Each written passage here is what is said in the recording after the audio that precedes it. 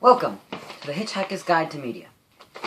So, okay guys, I'm pausing on the War Games reviews for a while to prepare for the upcoming new season of Doctor Who, which, by the way, is going to be epic. I will review all of the Season 7 Part 1 episodes every 2 days. This means I will always have something from the Whoniverse to keep my mind on so I don't explode with excitement. The first one is, of course, Asylum of the Daleks. Now, I follow a Doctor Who review guy named Mr. TARDIS. His link is in the description, and I agree with almost everything he says. When I decided to do this review, I first realized that he had taken all my points, and so I almost gave up on doing it altogether. But I rewatched it this morning, and I think I've noticed some patterns that might bring some insight into what happened to this story. So, without any further ado, Asylum of the Daleks. We start with, what the hell? Rory, Amy, the boy who waited 2,000 years, and the girl who named her pet robot Rory. No, Moffat. Bad Moffat. You can't just pull this out of your butt and expect us to believe it. There had better be a good reason for this, because watching this drama makes me almost as uncomfortable as I felt at the end of Love and Monsters. Let that sink in for a second. The messed up boy meets sidewalk relationship isn't much more messed up than this. The reason is it's so out of character.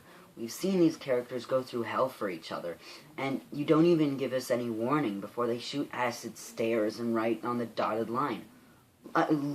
Look at me. We just made the credits, and I've already gone on to a rant.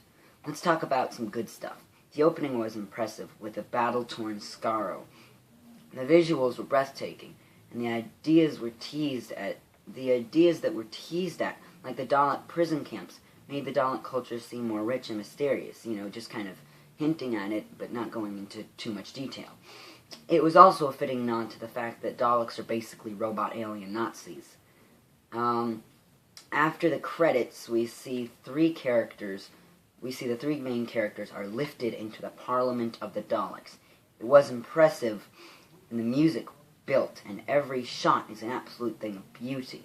Let's get to the plot. It's like a Jenga tower. The Daleks have discovered an odd sound coming from their asylum. This is the place where all the insane Daleks go to rot. This is Oswin Oswald listening to Carmen in her destroyed spaceship. The Doctor talks with her a bit and learns she's been stranded alone on this planet for over a year. The Daleks are worried because if someone got into the shield, someone can get out. Every single insane Dalek can get out, and even the Daleks don't want that. So, they want to destroy the planet, but because the force field can only be opened from the inside, they need to send someone down into the asylum to take care of it. The reason they got the Doctor is that they are too scared to do it themselves. And he is known as the Predator of the Daleks, so he seems like the best choice. Amy and Rory were also brought here because the Doctor usually has companions, and the Daleks assumed that they wouldn't be important for this. They were wrong. The TARDIS team is shot at an icy planet where they meet some dead people who are reanimated by the nanogene, which is a clever idea, but they give it way too much attention, and it takes away from the Daleks. The Doctor, Rory, and Amy are okay, because of the wrist bracelets that the Dalek gave them. The Doctor and Amy go into the Dalek asylum, but at some point, Amy loses her nanogene bracelet to the animated puppet things.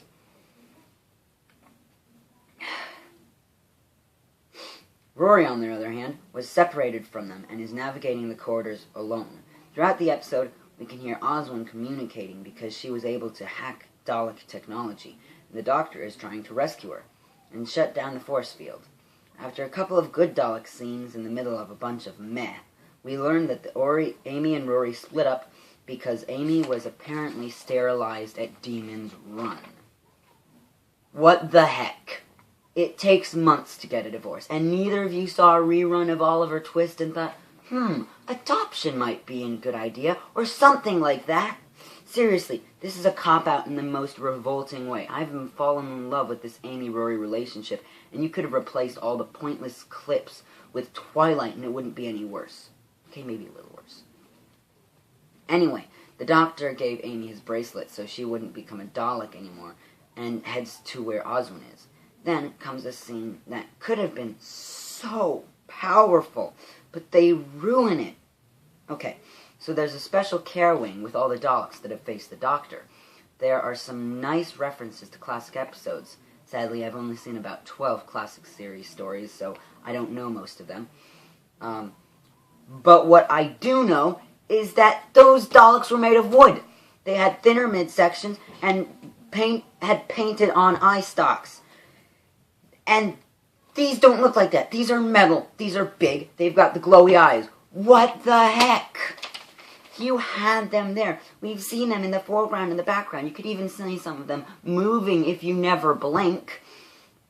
This was supposed to be a love letter to all the people who have watched the almost 50-year-old Pepper Potts. But because of the stupid, pointless subplots, they are completely wasted. Anyway, these Daleks are pretty angry with the Doctor. And at the moment they see him, they attack. They are so powerful that their guns have been removed, and they're going to sucker Matt Smith to death. But then, Oswin makes them forget the Doctor, and they wander off. She hacks into some kind of psychic web thing. Anyway. Yes. Yes. So she makes them forget the Doctor, and they wander off as if he was never there. Though that's kind of out of Dalek character, because since they're Nazi robots, they'll just kill anything because it's not a Dalek. But I'll let that one slide. If I am angry with everything, we'll never finish. But anyway, so we get some great cinematography, acting, and music that starts to build up at this moment. We see the confused Doctor's wheels racing in his head, and as he turns to the room Oswin was in, he yells for her to open the door. We realize she was a Dalek the whole time. This was brilliantly done with the eerie colors of the room, the changes, the lighting, the sound, the music, everything. My heart plummeted at that moment. This is one of the only good things about this episode. Heck, if it had any bloody focus, this would be an incredible episode. She has been able to hack Dalek tech because she is one. The Daleks in the Asylum wanted someone to fix up their home, so they took the most clever of the humans and made her into a Dalek.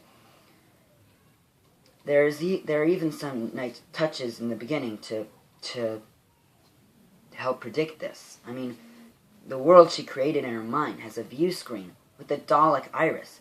At first, the Oswin Dalek snaps and is about to kill the Doctor, but she fights back and says, "I am not a Dalek. I fight the Daleks, and I am human." She takes down the force field, and the Doctor, Amy, and Rory teleport to safety. When they get back, the Doctor realizes that Oswin made every single Dalek forget him.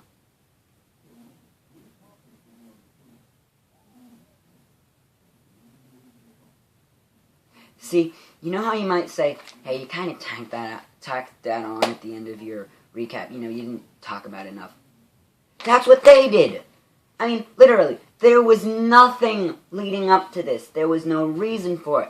And if you're going to say, oh, this is going to make the Daleks more intimidating because they won't fear him anymore, and they'll be more brash. No! They addressed it in this, literally, 5 minutes before he realized that they erased all the Daleks' memory. He said, "We have become stronger in fear of you." I'm not against a reboot, but if they don't do it well, if they just tack it on such a big game changer, I'm scared about how much care I'm worried about how much care is being put into this. Now let's look at the main problems with this episode. There are Amy, Rory, and the stupid Dalek puppets, and the huge potential that was just chucked into the bin for absolutely no good reason whatsoever. When this story focuses on the Doctor, the Daleks, or Oswin, it's great. It's sharp, witty, visually stunning, and a blast. But they keep adding these stupid segues that not only distract, but offend. I think this could have been an excellent episode. Heck, this could have been the best episode ever, even better than The Big Bang 2. But, if the Daleks decided not to add companions, I think this could have been perfect. I mean, look at Midnight or The Deadly Assassin. They worked pretty well. And if you don't agree, then see Oswin as the companion. Sadly, I'm running out of time, and so I'll have to tighten this up a bit. My favorite moment was the only thing that really had to do with the Daleks. When the Doctor and Amy are running through the corridors, they meet a Dalek whose gun isn't working. The Doctor smirks and tells him to identify his greatest enemy. The Doctor knows that the Dalek has to kill the Doctor, and the Dalek starts a countdown to self-destruct.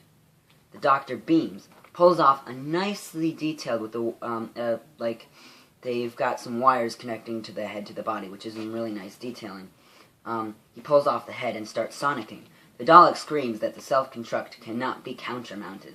And the Doctor replies, "I'm not looking for countermount. I'm looking for reverse." We see definitely the fastest Dalek ever since that one fell down the ramp in the Peter Cushing movies, and he explodes. Why couldn't we have more of that? That was fun. That was Doctor versus Dalek. That was epic. It was witty. It was smart. Now, one of the big problems people have with the episode is that it doesn't follow its own continuity. When the Doctor asks why they don't just kill insane Daleks, the Prime Minister says they find hatred beautiful and killing them would be offensive. And they don't... Let's see. We are similar, but your form is inelegant. We have no sense of elegance. This is obvious. Or, anyone remember Remembrance of the Daleks when there was a civil war?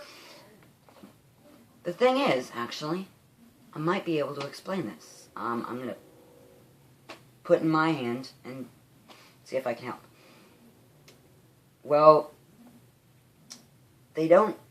what if they don't have a concept of beauty, but they do have a respect for power and hatred? If most of these Daleks were in great wars, and some of them even faced the oncoming storm, predator, destroyer of the worlds, the Doctor, they would be war heroes, and so they would want to preserve them. But the moment it became too risky to keep them alive, they decided to be smart and pull the plug. One more thing. The music is beautiful, and I love Oswin's theme. And every time I hear it, and I've got it on repeat almost all the time these days, I smile, and then a tear comes to my eye. Well done, Murray Gold. My score. This can only be seen as a missed opportunity. I left the screening praising it and saying it was the best ever, but by the time I went to bed and had run it through it a couple times in my head, I felt like I had just been conned. I'll give it a 4 out of 10. I'm being a little generous because I like what they were trying to do, but they mess up so much, it's ridiculous. So, that's all I have to say. I'll see you in 2 days for Dinosaurs of the Spaceship. And that's me, signing off. See you next time.